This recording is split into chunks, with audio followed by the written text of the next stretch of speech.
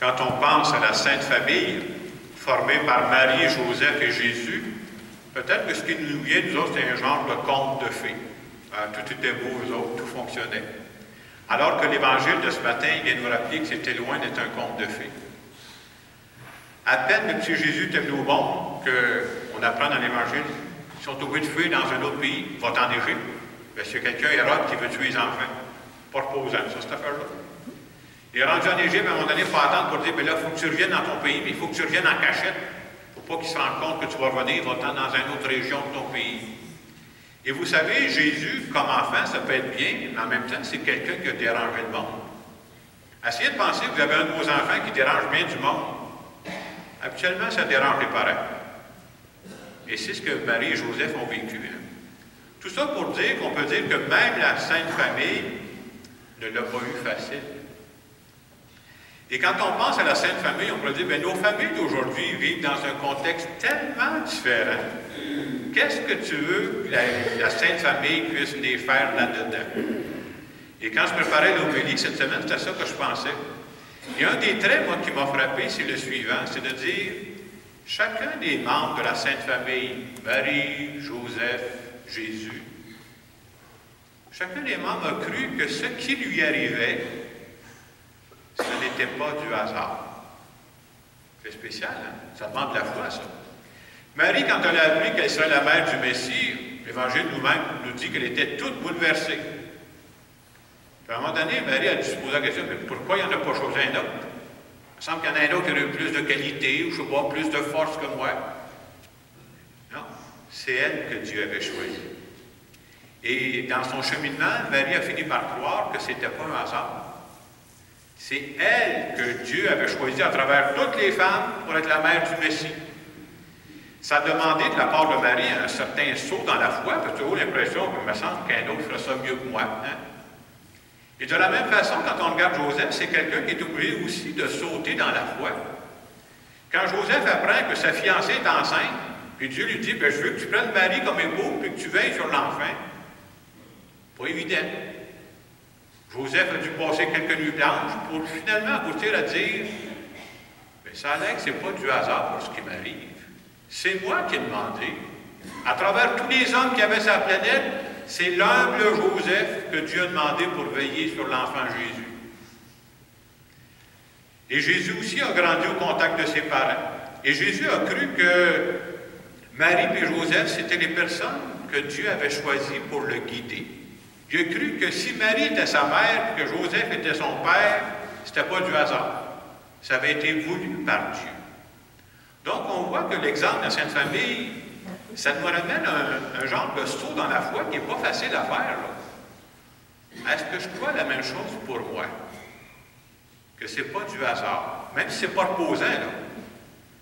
Autrement dit, mettons-nous d'accord, là, des parents parfaits, ça n'existe pas sur la planète. Ne cherchez pas ça. Là. Des enfants parfaits, ne cherchez pas ça, ça n'existe pas sur la planète. Mais si je suis une mère de famille ce matin, puis que j'entends cet évangile-là, puis le message qu'on nous donne de la Sainte Famille, est-ce que je crois que moi, je suis la femme qui a été choisie entre toutes les femmes pour être la mère de ces enfants-là précis qui sont les miens? Pas reposant, ça, cette affaire-là. Il y en a peut-être qui me fatiguent là-dedans. Là. Il y en a peut-être qui me dérangent, là. Est-ce que je crois que mes enfants, avec tout ce qu'ils ont de particulier, là, c'est pas un hasard si c'est moi qui est la mère de ces enfants-là?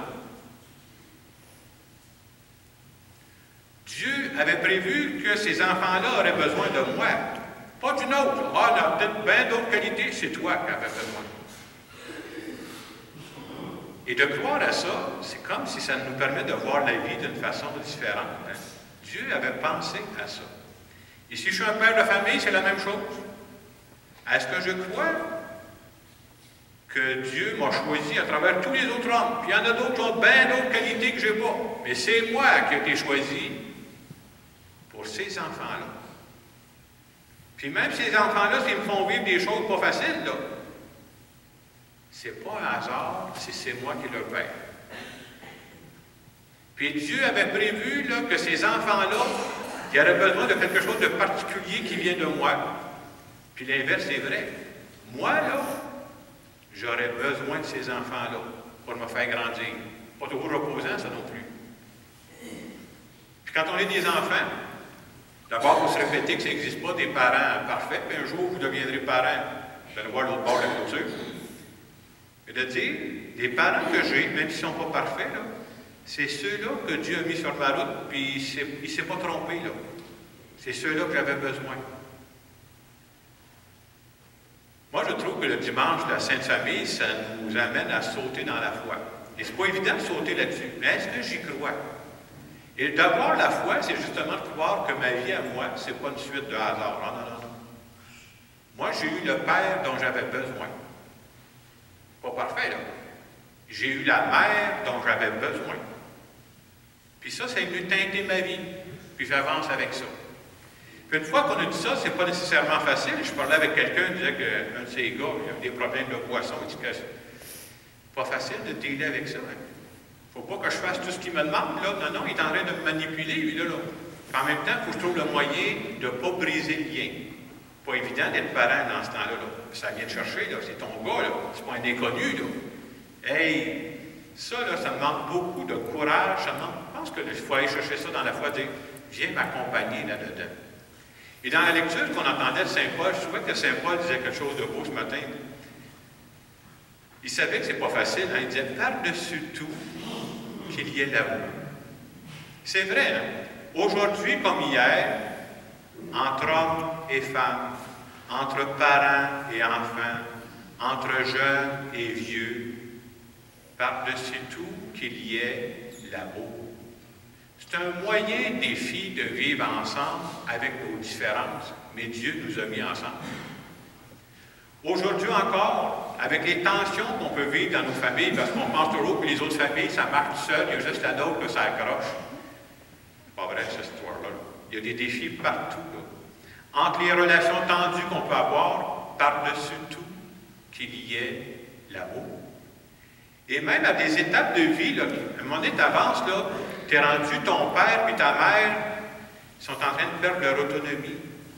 Tu ne sais plus s'ils vont pouvoir rester dans leur maison, puis là, on bouge-tu, on ne bouge pas. Allez régler ça. Vous êtes plusieurs enfants qui ne pensent pas même affaire. Par-dessus tout, qu'il y ait l'amour. Parce que s'il n'y a pas l'amour, ça ne fait plus vivre. Alors ce matin, en cette fête de la Sainte Famille, moi je trouve que ça nous rappelle, ça nous amène à faire un saut dans la foi. Un saut qui n'est pas reposant, pour être franc, de dire, est-ce que je crois que les personnes qui font partie de ma famille, ça peut être mes parents, ça peut être mes enfants, mes frères et sœurs, ces gens-là, Dieu les a placés dans ma vie, puis ce n'est pas un hasard. Ces gens-là ont quelque chose à m'apprendre de particulier qui va me servir pour le reste de ma vie. Là. Alors, dans ce moment de silence qui va suivre, je vous invite à présenter, nommez dans votre tête là, vos plus proches, chacune des personnes. Puis dites à Dieu, je ne comprends pas tout pourquoi cette personne-là est dans ma vie. Mais ce matin, je veux te dire que c'est pas, j'y crois que ce n'est pas un hasard si tu l'as placé dans ma vie. C'est pour m'aider à grandir. Je vous laisse quelques instants pour les présenter à Dieu.